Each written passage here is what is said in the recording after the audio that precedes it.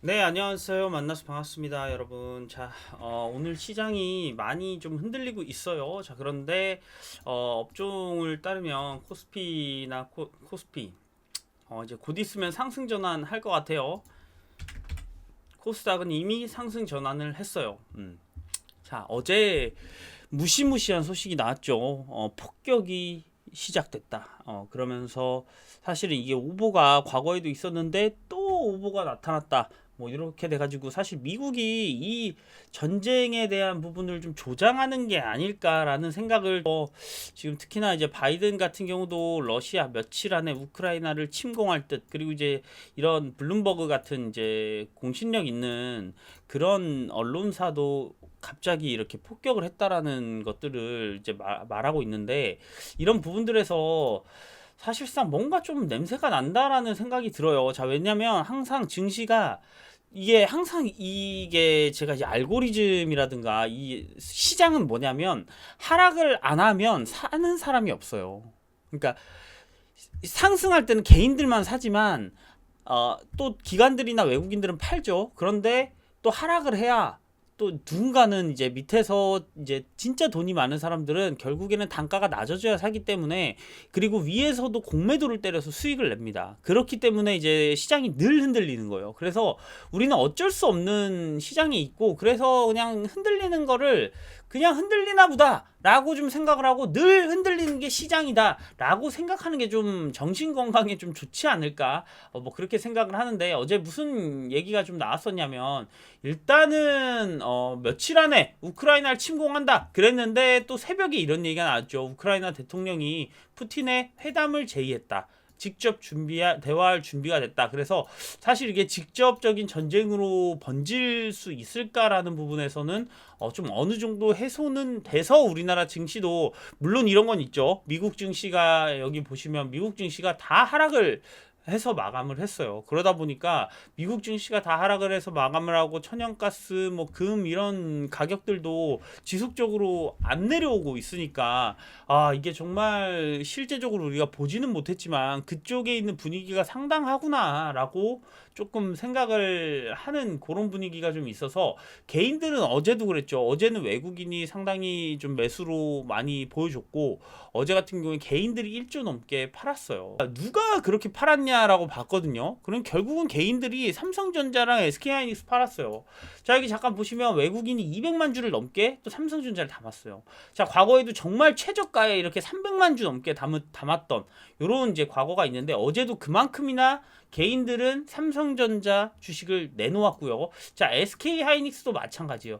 자, 과거에 정말 그 시장 우려가 있었을 때 170만 주, 150만 주 SK 하이닉스를 외국인이 담았는데, 가격이 좀 올라오니까 좀 덜 담기 시작했죠. 뭐 우려일 수도 있겠지만, 그렇지만 또 그렇게 흔들렸을 때 SK 하이닉스 또 100만 주를 넘게 외국인은 담았어요.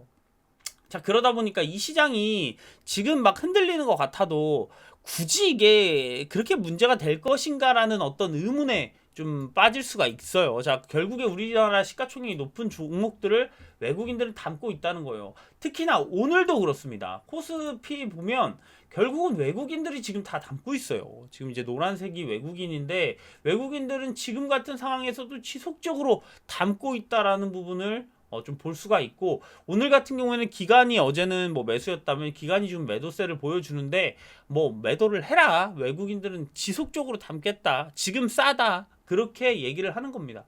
자, 최근에 어떤 증시가 많이 흔들렸을 때도 자, 이 부분이에요. 증시가 굉장히 많이 흔들렸어요. 한 번에 저점을 뭐 보고 다음에 저점을 뭐 깨는 것처럼 뭐 다시 한번 저점을 왔는데, 이런 것들을 회복을 하려고 하고 있죠 지금. 그런데 이런 구간에서 정말 메이저인 외국인들은 우리나라 증시에 베팅을 하고 있다라고 지금 어느 정도 보여집니다.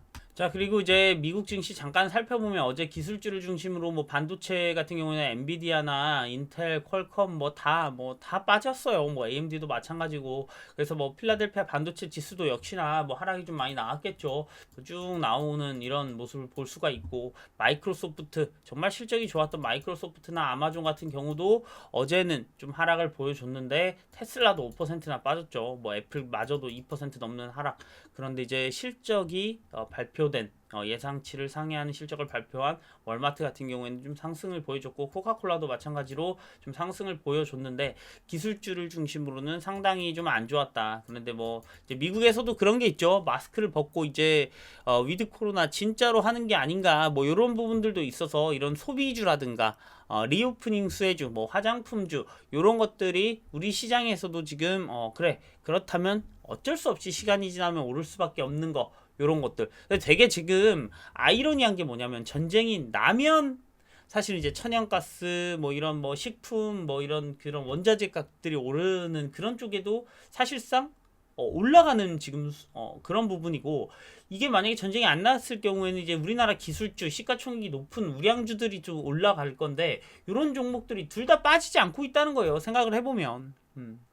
그런데 지금 리오프닝도 마찬가지예요. 진단키트. 자, 우리가 코로나 확진자가 많아지는데 되게 웃긴 게 코로나 확진자가 많아지면 리오프닝 수혜주가 또 안 올라야 되는데 리오프닝 수혜주도 오르면서 코로나로 인한 진단키트 관련된 종목들도 오르고 이런 지금 굉장히 뭐 넌센스한 상황이 지금 우리 시장에 벌어지고 있기 때문에 사실상 그냥 이 여러 가지 그냥 무슨 일이 일어났다 이런 부분들만 보면 상당히 우려가 된다.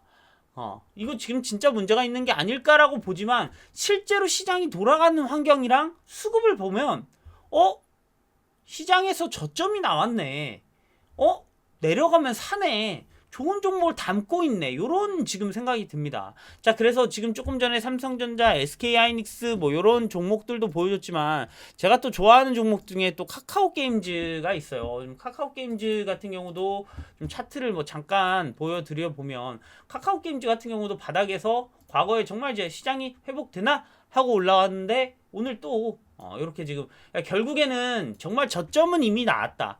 그리고 쌍바닥을 지금 다지고 있는 그런 우리의 차트를 보여주면서도 사실은 시장이 흔들리기 때문에 요런 택배까지 가격이 오면 그냥 큰 기관이라든지 펀드를 운영하는 운용사들이라든지 이럴 때 담아두면 나중에 실제적으로 내가 펀드 매니저라면 이럴 때 담아둬야 나중에 사실상 내가 이 정도 수익 낸 그런 펀드 매니저다라고 충분히 말할 수 있는 가격까지 온 게 아닌가.